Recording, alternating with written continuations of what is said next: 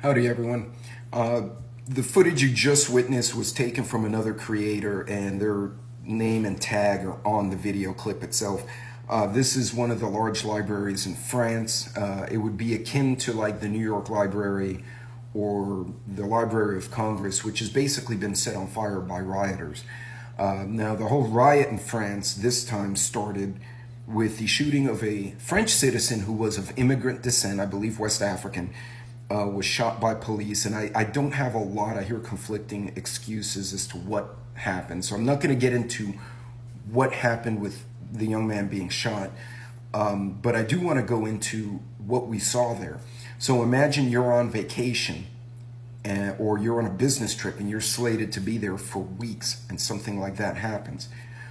What if you're here in the States and something breaks out like they did in 2020 and you're coming from the beach and basically all you have are your swim trunks and flip-flops, and you drive into a city trying to get home and bam, the roads are blocked, cars are on fire, stuff like that. Or even the roads are flooded. You know, some natural disaster happened. You really need to think about things to have in your vehicle or in your bag, in your car, so that if you have to abandon that vehicle for whatever reason, you have the right things with you. So a change of clothes, a change of shoes, footwear, pair of socks, probably a few. There are a lot of creators, including myself, who have created videos on YouTube and other platforms on get-home bags, which is distinct from a bug-out bag, but we won't go into that. Having an emergency bag of any type with some of the basics, some extra water, some extra food, maybe a solar phone charger.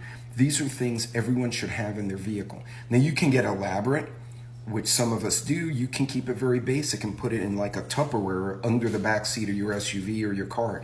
But whatever you do, make sure you factor these things in.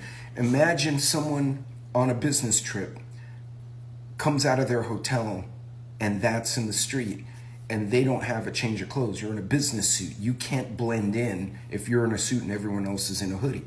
So you want to go gray. You want to blend in and disappear into the crowd and maybe get home. And remember, things look very different when you're on foot than when you're driving. So be familiar with your area and know how to get from A to B without your GPS, without your phone, and without your car. You might have to do it on foot. So just some things to think about, ladies and gentlemen. You guys be safe out there and watch some of those videos. You can learn a lot of interesting lessons from that. Be good.